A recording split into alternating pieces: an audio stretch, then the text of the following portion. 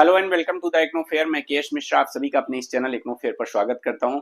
It sounds funny जब पाकिस्तान जैसा देश किसी दूसरे देश को टेररिस्ट डिक्लेयर करता है। पाकिस्तान ने जो है इजरायली प्रधानमंत्री नेतन्याहू को टेररिस्ट डिक्लेयर किया है।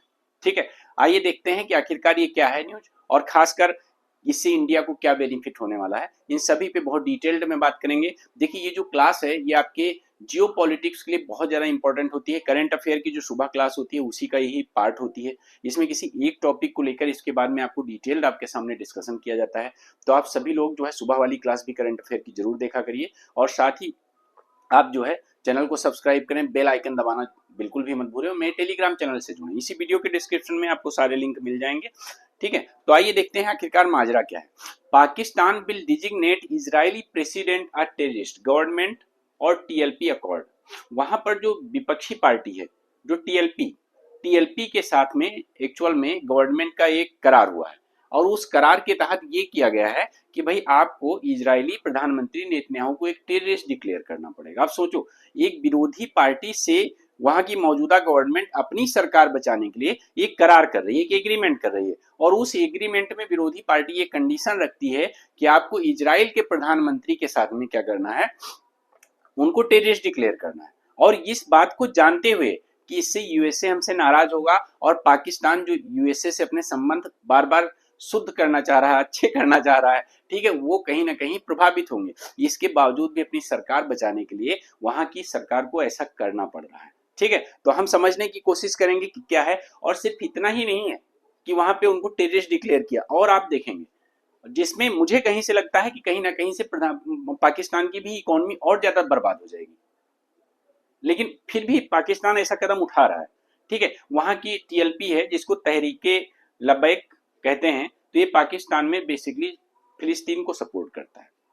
और इजराइल ने जब से वहां पे हमला किया है गाजा में, गाजा पट्टी पर, तब से जो है उसका विरोध कर रहा है। ठीक है, अब इसने क्या कहा कि पाकिस्तान के जो प्रधानमंत्री हैं उनको लाना चाहिए, ब्रिंग टू जस्टिस। ठीक है, और उनको वार क्राइम का दोषी करार दिया गया है। और यही नहीं, उनसे पाकिस्तान की गवर्नमेंट ने भी फ्राइडे को कहा कि हम क्या करेंगे, हम पाकिस्तान के जो प्रधानमंत्री है बेंजामिन नेतन्याहू, इनको एक टेररिस्ट डिक्लेयर करेंगे।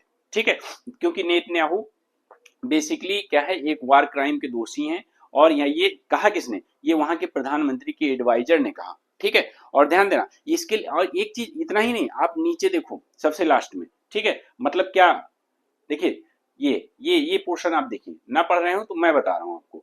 ठीक है, एक कमेटी सेट की गई है और वो क्या कमेटी क्या करेगी जानते हैं, बहुत फनी लगता है। वो कमेटी इजराइल से संबंधित जितनी भी कंपनीज हैं उनके प्रोडक्ट्स को बाइकआउट करेगी। मतलब ऐसी कंपनी नहीं, कंपनी एक्चुअली में ऐसे प्रोडक्ट को सिलेक्ट करेगी, ऐसे प्रोडक्ट्स को सिलेक्ट करेगी जिनका इजराइल से कोई ना कोई नाता है। और सिर्फ यही नहीं कि देखो, एक मिनट के लिए मान सकते थे कि आप इजराइल के की जो कंपनीज हैं उनके प्रोडक्ट्स को बाइकआउट करो, बट सिर्फ इतने तक नहीं रुकी।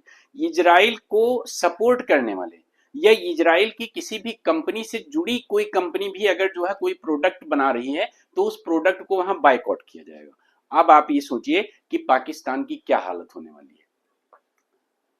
क्योंकि देखो, बहुत सारी अमेरिकी कंपनी होंगी, बहुत सारी और भी कंपनीज हैं जिनका जो है इजराइल के साथ कहीं ना कहीं से डायरेक्ट इनडायरेक्ट टाई अप होगा।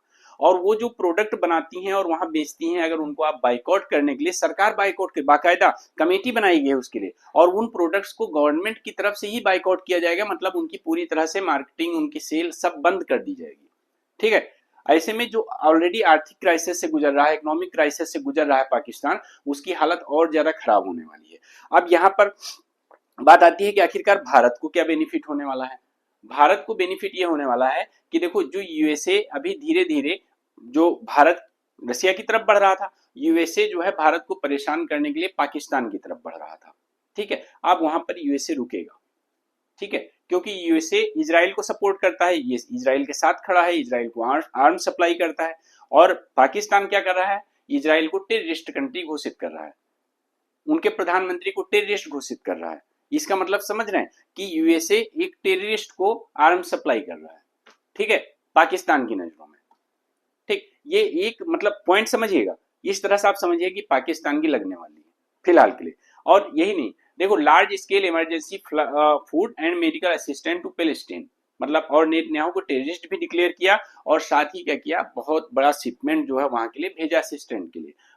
चलो ठीक है, अच्छी बात है, ये कोई बात नहीं, वहां पे जो लोग भी परेशान है उनके लिए असिस्टेंट आप भेजिए।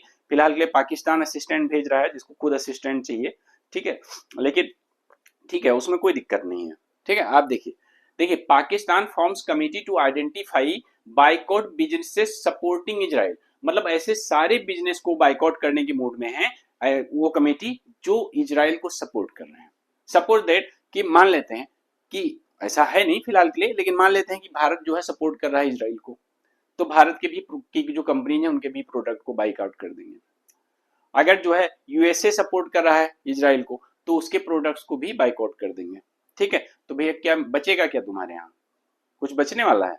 हमें तो नहीं लगता कुछ बचने वाला है फिलहाल के लिए। देखो गाजा में डेथ टोल लगभग में 38,900 हो चुकी है, और अभी क्योंकि 37 और मारे गए हैं। कब से? जब से अक्टूबर 7 के बाद से। देखो अक्टूबर 7 2023, देखो हम भी इसमें भी हम बायस रहते हैं थोड़ा सा, हमने इस चीज को देखा है काफी टाइम से। देखिए इसका मतलब ये नहीं कि इजराइल जो वहां कर रहा है तो उसको हम सपोर्ट करें, ऐसा बिल्कुल भी नहीं है। जो हो रहा है वो गलत है, और बेसिकली जैसे अभी हाल ही में देखिए हमारे प्रधानमंत्री जी ने भी इवन रसिया के गए हुए थे, और रसिया में उनके सामने बैठ के यूक्रेन में जो हमले हुए थे वो पुतिन के सामने बैठ के और इसके बाद में बोले कि हाँ जो है जब बच्चों की डेथ होती है तो हार्ट ब्लीड्स। ठीक है, वो झेप रहे थे लेकिन प्रधानमंत्री साथ जिस ये बैठ के बोल रहे थे। ठीक है, तो भारत ही केवल वो क्षमता रखता था जो रशिया के सामने इस तरह से, वो भी पब्लिक मीटिंग में, प्रेस कॉन्फ्रेंस में इस तरह से मंच पे बात बोल सके, वो भी वहां के राष्ट्रपति के सामने।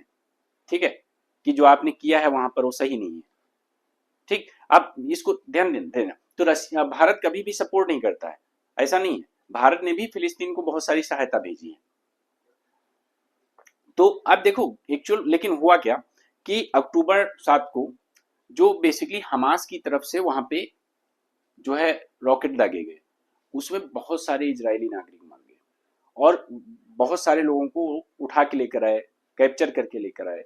इसके बाद में इजराइल ने जो है ये कदम उठाया, वहां पर गाजा पट्टी पर हमला किया। लेकिन इसके बावजूद भी बीच बीच में बहुत सारी न्यूज आती हैं कि हिजबुल्ला ने इजराइल पे रॉकेट दागे, मतलब अभी मैं दिखाऊंगा आपको, रॉकेट की बौछार कर दी। ठीक है, बहुत सारे लोग मरे, मिलिट्री वाले भी मरे, आम नागरिक भी मरे। उसको अब आजकल कोई न्यूज में नहीं उठाता है कि हाँ हिजबुल्ला ने या हमास ने इजराइल पे ऐसे रॉकेट दाग की, इतने सारे लोग मर गए। लेकिन इजराइल को के जो कार्य है जब वो हमला करता है तो उसको सब कंडम करने आते हैं। थोड़ा सा बायसनेस दिखती है मुझे, बट इसका मतलब ये नहीं चाहे वो हमास कर रहा हो ऐसा, चाहे इजराइल कर रहा है, ये दोनों ही अपनी जगह पर गलत हैं। और एक्चुअल में जो यूनाइटेड नेशन की अगर मैं बात करूं यूनाइटेड नेशन के द्वारा भी, और यूनाइटेड नेशन की जो संस्था है इंटरनेशनल कोर्ट ऑफ जस्टिस, उसने दोनों के कमांडरों को, इवन मतलब प्रधान नेतन्याहू को भी और साथ ही जो हमास के कमांडर हैं उन सभी को वार क्राइम का दोषी पाया है। ठीक है, और दोषी डिक्लेयर भी किया है। तो उसी तरह से हमें भी देखिए UN top court says Israeli occupation of Palestine territory is illegal, मतलब यूनाइटेड नेशन का जो कोर्ट है उसने भी ये चीज को कहा है कि जो इजराइल ने पैलेस्टीन पे हिस्से में जो कब्जा कर रखा है फिलिस्तीन के हिस्से में, वो टेरिटोरियल में, वो इलीगल है। ठीक है, ऐसा उसके द्वारा भी कहा गया है। ठीक है, अब देखो ये जो मैं अभी बता रहा था, इसमें और एक काम किया जा रहा है। अब वो कमेटी तो बनी है लेकिन सरकार के द्वारा एक ऐप बनाया जा रहा है। ठीक है, उस ऐप में बेसिकली स्कैनर होगा, बारकोड स्कैनर, तो प्रोडक्ट के बारकोड को जैसे स्कैन करेंगे वो ऐप बता देगा कि इसको बाइकआउट करना है कि नहीं करना है। मतलब इसका संबंध कहीं ना कहीं इजराइल या इजराइल को सपोर्ट करने वाले कंट्री के प्रोडक्ट से है कि नहीं है, या किसी ऐसे कंपनी के टाई अप से है कि नहीं है। बहुत डिटेल्ड वो कमेटी डिस्कशन करेगी, और डिटेल्ड डिस्कस मतलब रिसर्च करने के बाद में फिर ये ऐप बनाया जाएगा। और उस ऐप से क्या किया जाएगा, देखिए आप देख रहे होंगे यहाँ पर। ठीक है, ये देखिए बारकोड को स्कैन किया जा रहा है, बारकोड को स्कैन किया जाएगा और ये ऐप तुरंत बता देगा इसको बाइकआउट करना है कि नहीं, और फिर इसके बाद में उसको बाइकआउट की, मतलब इतनी सारी स्ट्रेटजी अपनाई जा रही है वहां के प्रोडक्ट्स को बाइकआउट करने के लिए। ठीक है, तो देखिए आजकल ग्लोबलाइजेशन के दौर में अगर आप प्रोडक्ट्स को किसी एक कंट्री का समझ में आता है, बट एक कंट्री से संबंधित जितने कंट्री हैं जो उनको सपोर्ट करते हो, जो कंपनी ने उससे टाई अप कर रही हो, अगर ऐसे आप सभी को ब्लॉक कर देंगे तो आप बर्बाद हो जाएंगे। ठीक है, आप बर्बाद हो जाएंगे, आपका एम्प्लॉयमेंट भी प्रभावित होगा। ऐसी कंपनी जो वहां पे होंगी वो सब भाग लेंगी। ठीक है। और ऐसे में आपका जो बेरोजगारी इतनी हाई है वो और ज्यादा बढ़ जाएगी आपके यहाँ, ठीक है। तो कोई और इवन मतलब पूरी कोई गाइड बनाई गई है कि बाइकआउट करने के लिए जो है आखिरकार पूरा एक गाइड, पूरी एक लिस्ट बना दी गई है। वहां पर पाकिस्तान की बात हो रही है, Pakistan forms committee to identify, बताया ही मैंने आपको, ठीक है। तो बेसिकली जो है उनको टेररिस्ट कहने के बाद उनके जो भी प्रोडक्ट्स हैं वहां पे उन पे बैन किया जाएगा, बैन लगाया जाएगा, ठीक है। तो अब देखो एक्चुअल में इस्लामाबाद पे ये प्रेशर आया है, उनके जो राइट विंग प्रोटेस्टर हैं, कौन है, टीएलपी के द्वारा। टीएलपी ने बहुत जबरदस्त प्रोटेस्ट किया, मैं आपको दिखाता हूं, ठीक है। आप देखिएगा, देखिए सबसे पहले ये देखिए, ये गाजा पट्टी का एरिया है, ठीक है। तो ये जो गाजा पट्टी का एरिया है, ये सारा युद्ध आजकल यहीं चल रहा है। ये वाला जो हिस्सा है जो आपको दिख रहा है, ये गाजा पट्टी का एरिया, ठीक है। यहीं पर जो है सब बवाल यहीं हो रहा है, जितना बवाल हो रहा है सब यहीं हो रहा है आजकल, ठीक है। इसी वाले हिस्से में हो रहा है, जो पतली सी पट्टी आपको दिख रही है, ठीक है। मैं आपको कुछ दिखाना चाह रहा हूं, देखिएगा एक बार। देखो अभी हाल ही में क्या हुआ, हिजबुल्ला ने बेसिकली स्ट्राइक की इजरायली मिलिट्री पे, ठीक है। तो इजरायली मिलिट्री पे देखो, Iran backed group attacked Israeli military base, और थोड़ा नहीं मतलब कितना, किस तरह से जानते हैं, आपको मैं दिखाता हूं। Israeli war on Gaza live, dozens killed in Israeli raids on Gaza में, ठीक है। लेकिन जो बेसिकली मैं बताना चाह रहा हूं कि देखो ये आज का युद्ध नहीं है, मैं बात करता हूं फिलिस्तीन की। 2021 में एक्चुअल में फिलिस्तीन है, फिलिस्तीन ने जो है इजरायली वाले हिस्से पे जो है लगभग में 10,000 से ज्यादा रॉकेट दाग दिए थे, ठीक है। तो ये केवल आज का युद्ध नहीं है। देखो इसराइल की वजह से हमारे यहाँ देखो पाकिस्तान है, पाकिस्तान आए दिन घुसपैठ करता रहता है, कहीं सीमा पर फायरिंग करता रहता है, हम भी परेशान हो रहे हैं ना। उसी तरह जो फिलिस्तीन है, वो फिलिस्तीन का भी सीन कुछ ऐसा था, वो आए दिन जो है वहां बमबारी करता रहता था, वहां रॉकेट छोड़ता रहता था, फिलिस्तीन से छोड़े जा रहे थे। 2001 में दसियों हजार रॉकेट वहां पे दाग दिए गए, मोर्टार दाग दिए गए, ठीक है। और मतलब इस तरह से कॉन्फ्लिक्ट उनके बीच में हमेशा चलता रहता है। तो वही हाल वहां फिलिस्तीन जो है वहां इजराइल में करता था, ठीक है। अब यहाँ पे बात ये आई है कि मैं आपको जो बताना चाह रहा था कि जो है ये जो बेसिकली इन्होंने क्या किया है, इस्लामाबाद की जो मैं बात कर रहा हूँ, तो अभी 2016-17 की बात है, वहां पर एक और कैंपेन टीएलपी के द्वारा चलाया जा रहा था कि डिप्लोमेटिक रिलेशन खत्म करिए इजराइल के साथ। मतलब बहुत फनी लगता है चीज, क्योंकि आपको पता है इजराइल के साथ कोई डिप्लोमेटिक रिलेशन पाकिस्तान ने कभी रखे ही नहीं, पाकिस्तान के डिप्लोमेटिक रिलेशन है ही नहीं इजराइल के साथ, और बेसिकली वहां पर आंदोलन किया जा रहा है कि इजराइल के साथ उन्हें डिप्लोमेटिक रिलेशन खत्म करिए, ठीक। क्यों, क्योंकि वो लोग फिलिस्तीन को सपोर्ट करते थे, ठीक। इस तरह से वहां आंदोलन चलते हैं। अब दूसरी चीज, एक्चुअल में देखा जाए जब से इजराइल का निर्माण हुआ है, पाकिस्तान ने कभी इजराइल को अपना एक देश माना ही नहीं है, वो फिलिस्तीन को एक देश मानता है, ठीक है। इजराइल को देश नहीं कंसीडर करता है, ठीक। और इवन भारत जो है, भारत इजराइल और फिलिस्तीन दोनों को एक देश कंसीडर करता है, ये मैं आपको बताना चाह रहा हूँ। तो यहाँ पर क्या किया गया, मतलब इतना जन सैलाब था, इतना जो है बेसिकली टीएलपी के द्वारा बुलाया गया कि पहले कई बार टीएलपी जो है बेसिकली उतार चढ़ाव में इन्वॉल्व रही है, तो अपनी सरकार जाने के डर से फिर सरकार को टीएलपी के साथ ये समझौता करना पड़ा, ठीक है।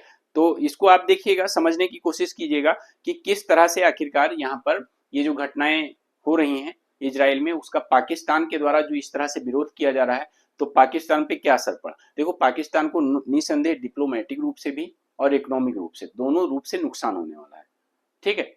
और भारत को ये फायदा होगा कि यूएसए का मुंह पाकिस्तान की तरफ से थोड़ा सा हटेगा, ठीक है। देखो Hezbollah fires 200 rockets into Israel after commander kill, ठीक। कमांडर के मरने के बाद 200 के आसपास में हिजबुल्लाह ने रॉकेट्स दाग दिए थे, ठीक। ये इमेज देखिए किस तरह से इजराइल में रॉकेट दाग के उसके बाद में जो डिस्ट्रॉय किए गए हैं उनके बेसेज, ठीक है। तो आप देख रहे हैं कि दोनों तरफ से कॉन्फ्लिक्ट चल ही रहा है, और चलता जा रहा है, चलता जा रहा है, चलता जा रहा है, थमने का नाम नहीं ले रहा है। क्योंकि जो इजरायली प्रधानमंत्री हैं वो भी किसी भी तरह से शांत होने के मूड में दिख नहीं रहे हैं, ठीक है। ना तो यूएन के कोर्ट का आदेश मानना चाह रहे हैं, ना किसी का। देखिए ये कुछ वीडियोज हैं जो डेली मैं बनाता हूँ आपके लिए, इनको आप जरूर देखिए, देखेंगे तो आपसे आपकी एक जियो पॉलिटिक्स और करंट अफेयर्स में एक अच्छी समझ विकसित हो जाएगी।